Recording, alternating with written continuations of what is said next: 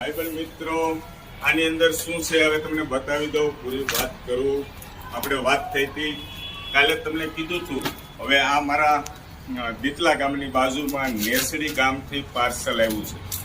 દીતલા ગામની બાજુમાં ઘણા ખરા મિત્રો કહે છે નેસડી કયું, સાવરકુંડલા વાળું નેસડી, ત્યાંથી પાર્સલ આવ્યું છે મારા માટે.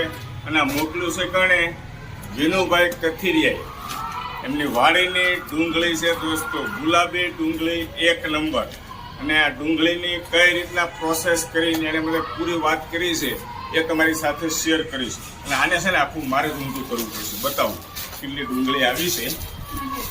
એ ધીમે ધીમે ધીમે ધીમે ધીમે ધીમે બધી વીણી વીણીને સારી મોકલાવી છે. 1 નંબર ગુલાબી ડુંગળી. એ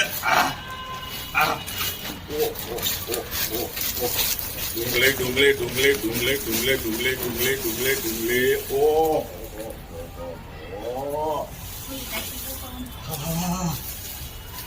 કેટલી મહેનત કરીને ડુંગળી મોકલાવી છે મિત્રો. આ ડુંગળી છે ને ગુલાબી ડુંગળી, ખાવામાં વધારે મીઠી લાગશે એવું વિનુભાઈ કથિરિયાએ કીધું કે આ ડુંગળીની પ્રોસેસ કેવી રીતે કરે છે. તો એના વિશે વાત કરું. ઘણા ખરા મિત્રોને નહીં ખબર હોય, ખેડૂત મિત્રોને તો ખબર હોય. આ ડુંગળીના રોપને પહેલાં સોંપી દીધા, બરાબર છે.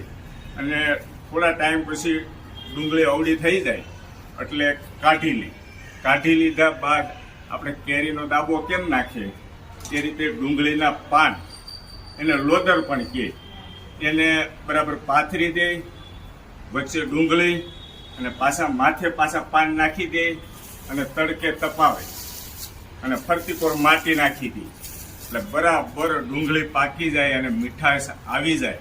આ પાકી ડુંગળી છે એકદમ ગુલાબી. અને બતાવી ગયો મિત્રો, બસ આ રીતની એની પ્રોસેસ હોય છે. અને મહેનતવાળું થોડું છે. વિનુભાઈ કથિરિયા નેસડી ગામના, તમારો ખૂબ ખૂબ આભાર, થેન્ક યુ વેરી મચ. આખા વર્ષની ડુંગળી મારા માટે મોકલી દીધી છે. આ જ મિત્રોનો ભાવ અને પ્રેમ છે. મારા વાલા ભાઈબંધ મિત્રો, તમારા જેટલા વખાણ કરું ને એટલા ઓછા છે. આ હેતલકુમાર ક્યારેય કોઈ પાસે કંઈ પણ માંગતા નથી, પણ ભાવ અને હેતથી જે મોકલાવે છે ને એનો આનંદ જ કંઈક અલગ હોય છે. એટલે હું મારા મિત્રો સાથે હરખથી વાત શેર કરું છું. મારા ઘરે 5 રીંગણા કે 5 બટાટા આવ્યા હોય ને તોય બતાવી દઉં. બધા મિત્રોને જય શ્રી કૃષ્ણ.